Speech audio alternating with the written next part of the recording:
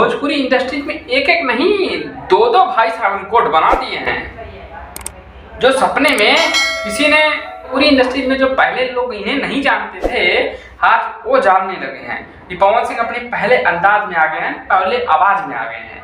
इतना पहले नहीं गाते थे, अब उतना गाने लगे हैं।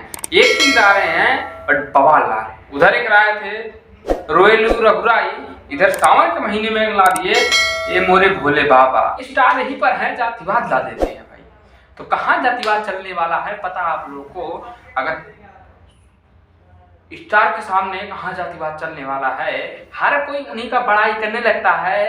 ये भाई साहब गाना क्या गाना गाए हैं, ये भोले पापा खोली ना, क्या गाना है। हर कोई उसका तारीफ कर रहा है। नहीं, यूट्यूब पे देखो, यूट्यूब फेसबुक इंस्टाग्राम घंटाग्राम तक वही चर्चा चल रही है। नहीं, ये देखो लाइन ही लाइन लग रही है यूट्यूब की, हर कोई रिव्यू कर रहा है उस गाने का।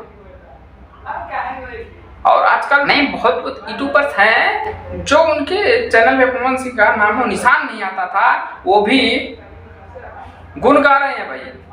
हाँ, ऐसा है रिकॉर्ड। यही कहते हैं जलवा जलवा जलवा, इसे कहते हैं जलवा। हाँ, यही ना है ना।